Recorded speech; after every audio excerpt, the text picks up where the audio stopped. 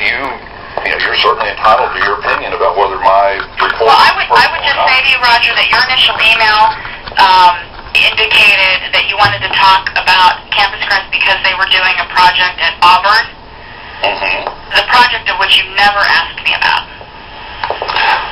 Well, we had a very brief time. I didn't get to ask you everything I wanted, but I've written about. I gave you as much time as you needed.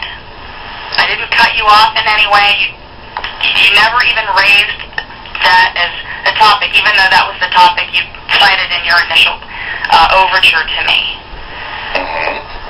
Well, I have written about the Auburn project, and the Auburn, I've covered Auburn. You can look on my blog. I've written about it any number of times.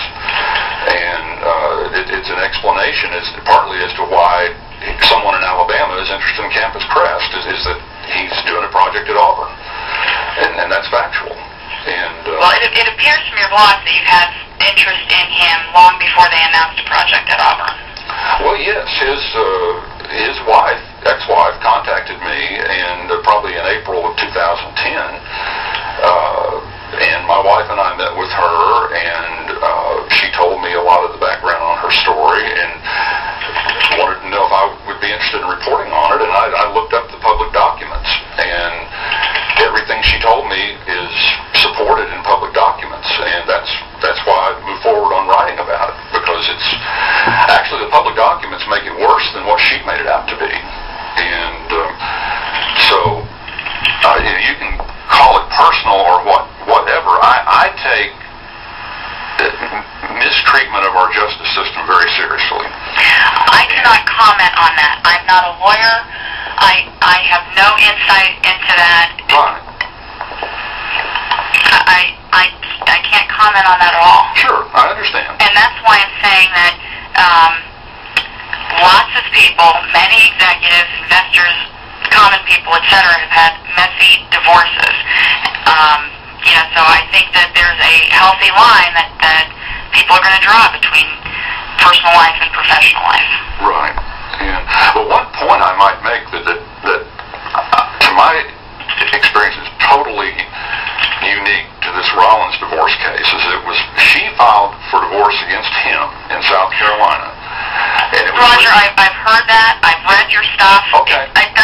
I can't opine on it. I'm not in a position to opine on it, and I'm not going to comment on it. Okay. Well, that's fine. I just didn't know if you understood that it was heard in a state where it could not be heard. I mean, it couldn't be. I